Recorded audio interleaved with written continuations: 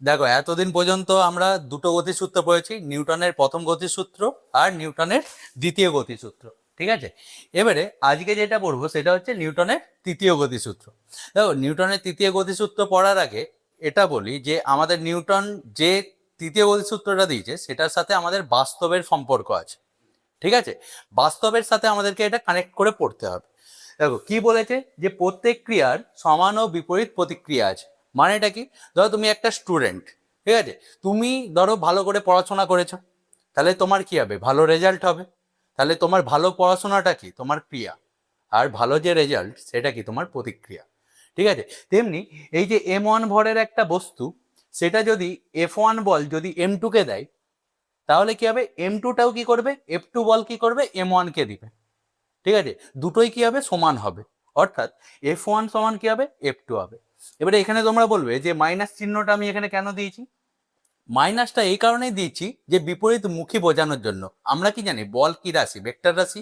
তাহলে ভেক্টর রাশিকে বোঝাতে গেলে আমাকে চিহ্ন দিয়ে প্রকাশ করতে হবে। তো দেখো, F1 বল কোন দিকে কাজ করছে? এই দিকে কাজ করছে। আর F2 বল কোন দিকে কাজ করছে? তার বিপরীত দিকে কাজ করছে, মানে এই অভিমুখে। সেই জন্য আমি এখানে কি করছি? মাইনাস চিহ্নটাকে দিয়েছি। বোঝা গেছে? এবারে ক্রিয়া প্রতিক্রিয়া যে বল, তাদের কিছু বৈশিষ্ট্য আছে।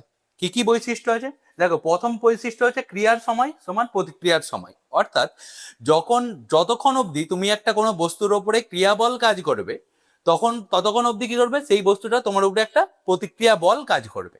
ঠিক আছে, তুমি যেই ক্রিয়া বল দেওয়া বন্ধ করে দেবে, তোমার প্রতিক্রিয়া আসাও বন্ধ হয়ে যাবে। অর্থাৎ তুমি যতদিন পর্যন্ত ভালো পড়াশোনা করবে, ততদিন পর্যন্ত তোমার ভালো রেজাল্ট আসবে।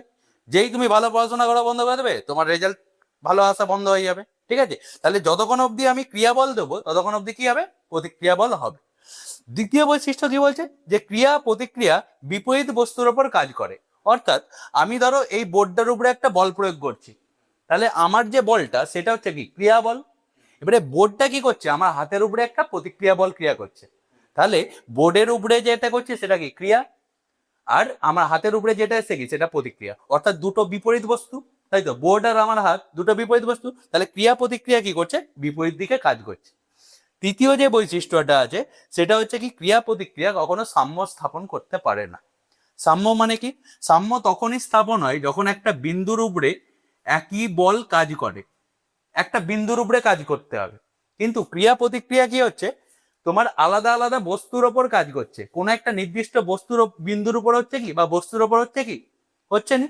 সেই জন্য সেক্ষেত্রে কি হচ্ছে? সাম্য স্থাপন করতে পারছে না। ঠিক আছে, সেই জন্য ক্রিয়া প্রতিক্রিয়া কখনোই সাম্য স্থাপন করতে পারে না। বুঝা গেছে? এই হচ্ছে আমার নিউটনের থার্ড ল এর বেসিক। এরপরে আমরা যেটা জানবো সেটা হচ্ছে এর সম্পর্কিত কিছু উদাহরণ জানবো। ঠিক আছে, উদাহরণ নিয়ে আলোচনা করবো। বুঝা গেছে?